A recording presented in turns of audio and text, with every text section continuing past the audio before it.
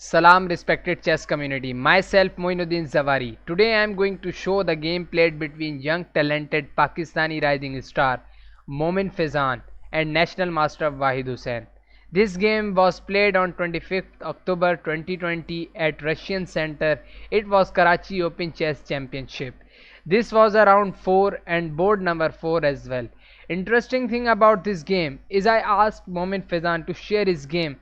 Then he didn't share only his game but also he shared the brief notes which really should be appreciated.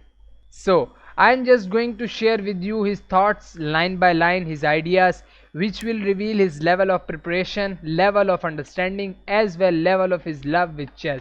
So let's dive into the game.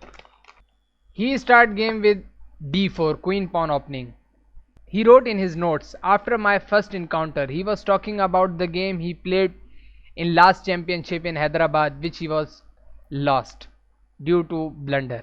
So, after my first encounter where I blew a totally winning position, I spent 2 hours preparing for my opponent.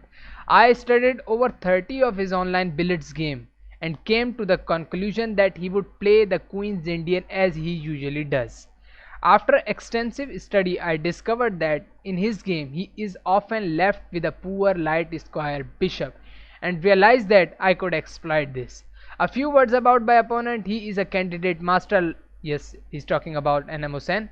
He is a CM candidate master, 3-time Olympian who is excellent at saving lost positions.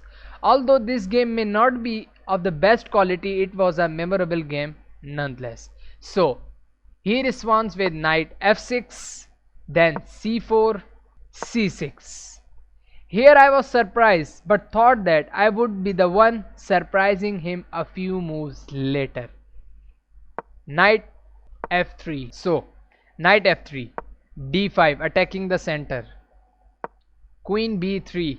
This is an odd but sound and interesting sideline that promises wide decent chances for fighting for an opening advantage. This was analyzed by GM and renowned theoretician Boris Avruch in his recent book on fighting against the Slav. Here Wahid Hussain played queen b6. Avruch already described this move as a mistake, and as you will soon see, it certainly is. In most line, black suffers in an endgame where white is the one playing for 2 results due to his queen's side space, the open a file and potentially the open b file. So here white played knight c3, black played bishop e6. This is a seriously inaccurate move. Although I am not sure this was covered in Avruch's book, it actually cost blacks a few tempi and does not allow him to execute his main plan, which is the e5 break. So c5, gaining space and inviting a pleasant end game. Note here, this is a forced exchange because if you move here or somewhere here, this pawn is hanging and rook may be defended by this, but this pawn as well gone. This square and this square is a weakness. So this is not possible and this as well is not possible. And if queen a6, then e4 with a discover attack attacks the queen as well, win this pawn. And if he goes to queen c7, there is a beautiful move bishop f4, sacrificing a bishop. If he take here, then this square is a target, queen take b7 and rook will never be saved. So this is a forced move for black to exchange queen here. So he took, white takes, a takes b3. So here black played knight to e4. So knight to e4, a fairly logical move. Now black may try f6, bishop f7, adding more inputs to the e5 break, preparing e5 like this and this and this e5 break, which is too late. Also in position with less space, you want to trade pieces because you can see black has less space, so he is willing to trade pieces here. However, practically it does not help much with improving black's position. Here white played bishop to f4. So if f4 move is clearly the best square, this f square is the best square for bishop because this h2 and b8 diagonal is a key diagonal for this bishop. So black played here bishop to f6. Now with the same idea, here you can see white has an advantage of 1.26, sorry. A very logical move preparing the e5 break, but as we will see, my opponent had different intentions when he played f6. This is not the only idea to play e5, it has some more ideas in his sleeves. So e3, knight to d7.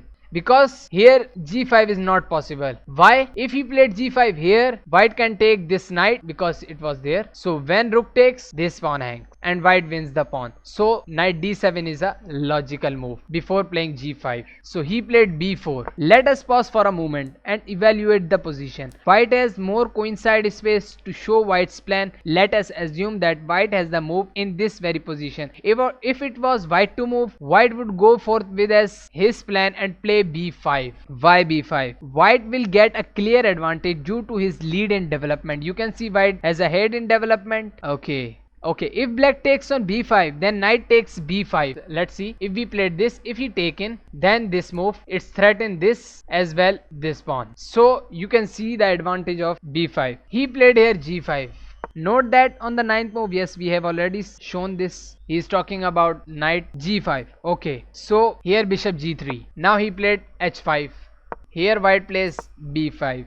I believe that is the best move as h4. Talking about this, h4 is a very real threat with the idea of trapping a bishop. To see the consequences, let us examine the following line. As we can see, b5 open up the b4 square for the bishop. Yes, he is talking about this. This square is vacant now. If he played here h5, then this bishop will go here, and if he try to threat from here, then this is a retreating square. How beautifully he is thinking about. You can imagine his understanding about positional chess. Wow, really amazing. Okay, so finally he took.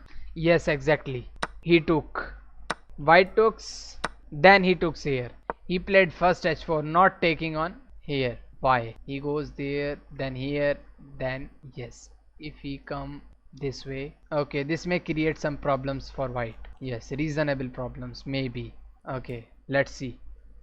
h4. Why h4? Now the idea of fixing a weakness, after this black is forced to play g4 and the h5 pawn may become a target later on. Yes, h5, he's talking about h5 because this is a weakness and may be easy target later on. He played now g4, knight d2.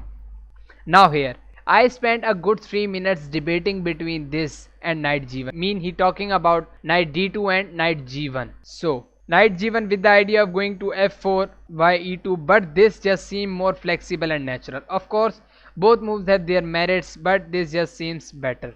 Here black played a6, a very pointless move that not only fails to stop bishop takes b5 but weakens the b6 square and further weakens the queen side. Black could have played a6 at any moment, but here he commits to it.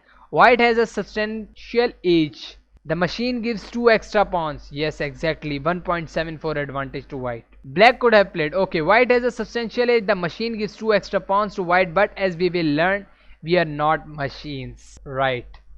So he go rc8. Now he took bishop take d7. Here you can see white have advantage of 3.03, means more than a piece, but after taking on d7 he lost almost all his advantage. A very poor decision on my part. With just one move, my menacing advantage evaporated into almost nothing. White still retains an edge, but it was important to keep the bishop pair with bishop d3, as now rb1 at any moment can be made by bishop b5. Okay, bishop b5. Yes, he's talking about this. If we want to play to attack this square, so when it is hard to create play along the b5, should we reroute the knight to say a3 to target the b5 bishop, like from here and b5, because we said that bishop will be here whenever we put our rook on this file. b6 tucks away the bishop and defend the b7 pawn. When we attack from here with knight a3, then bishop will go to here and defend this pawn as well. So a5 and double on the b file, sorry. With the bishop pair, white can place his knight on a5 if he do have a bishop pair. Now it's not possible. When he has a bishop pair, then putting knight on a5 is very good. And double on the b file. as bishop b5 is not possible since the bishop was on d3. Bishop was on d3. Yes, was here. However, white still has the pawn breaks with e4 and c4, but unless they concretely gain something, they are of no use. From here on, there will be little commentary on the moves. My plan was to make natural moves and to not waste a lot of time.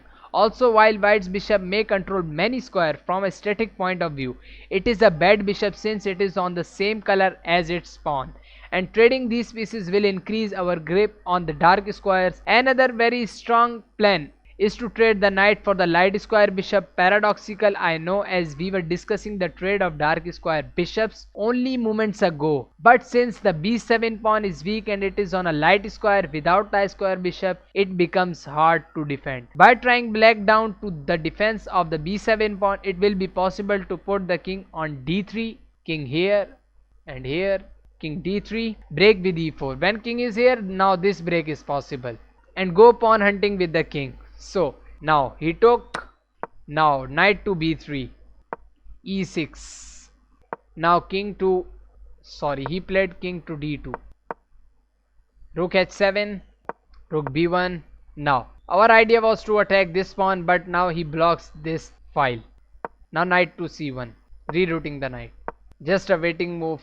Now bishop to c8. What is the idea behind this move? Let's see. Okay, generally you want to prevent your opponent's plan, but here the plan of trading dark square bishops favor white in my opinion. So instead of preventing my opponent's plan, I invited with bishop d6. So he wanna trade here, he traded, and which favors white. You can see black position is not so good. So rook to e7, rook to g1. What is the idea behind this move? A very weird move, but my plan soon becomes clear. He played e5, f3. Now you can see the idea of rook g1. If he took here, then this file is going to be open. Now he took and protected the pawn. Now king f7, ra1, king e6, re1, rh5. Want to come here and control this open file, so he prevent. Rook h8, rook a1, then rd7. My opponent blunder here into a tactic, and while he could have fought on down and exchange, he decided to play a line that pretty much loses on the spot. Here comes the break, c6, a winning move. Here white may try to take here the pawn and give up the exchange, but he go for some different line. He played this move. Now ends is near. This check, taking the pawn. Now you can see the advantage for white. Just useless moves now. Give an exchange, and now you can see how beautifully this game was played. We really appreciate this young talented Momin Fizan. That was a beautiful game against a very strong player who got third position in this tournament. Really appreciable. So thank you for watching, and sorry for some inexperienced way of commentary. Thank you so much.